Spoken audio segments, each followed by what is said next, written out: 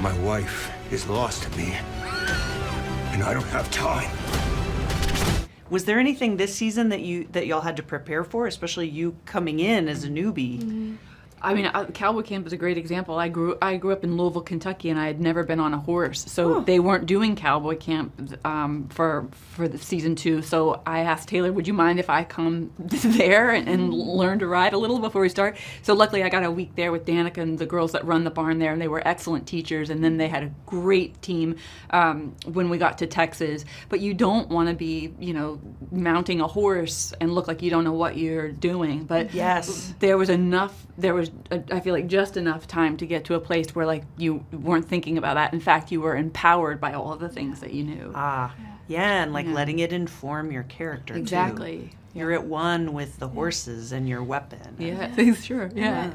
I want to say I watched you kind of transform into your trust within yourself on the horse, and I was so proud of you. I think I told Jeremy that. I was like, oh my God, look at it. I'm so proud of her, because there was a point where you were just really like, let's go, and I was like, she's doing it. Yeah. That's so nice. Yeah.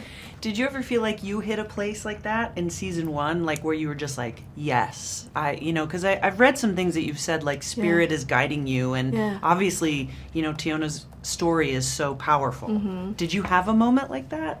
Yes, in season 1, absolutely. I kind of zoned out a few times, but I think the first time it happened, I was just a vessel, honestly, and I wasn't speaking. I was speaking Crow in one of these scenes, but I was actively having like a conversation with Aminah. It wasn't me. And I think that was a turning point with Teonnah, and I was like, all right, we're okay.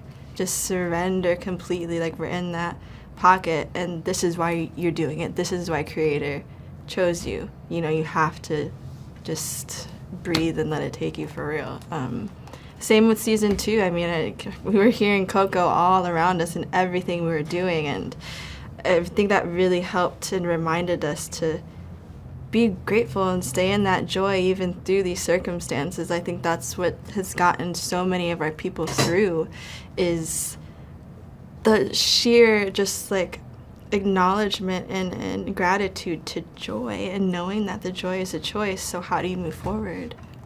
And coincidentally, something I think about a lot these days too.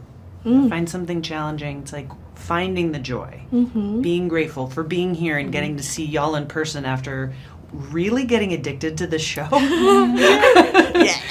What is it like stepping in, to a cast that to a certain degree is a lot like family?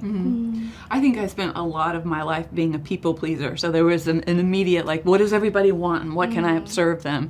And that was not how to do the best work on this show. It was to show up and own your space in a way. And everybody made it so easy to do that. I remember day 1, Alexa, the makeup artist, was saying that we're like a family here, and I mentioned that I was ready to be adopted, and it felt instantaneous. And it was simultaneously some of the easiest and richest work I feel like I've ever had the privilege of doing. It was what I hoped it would look like as an 8-year-old, telling my parents in a very concentrated and serious way that I was going to be an actor. Yeah. Bless their hearts. Bless their hearts.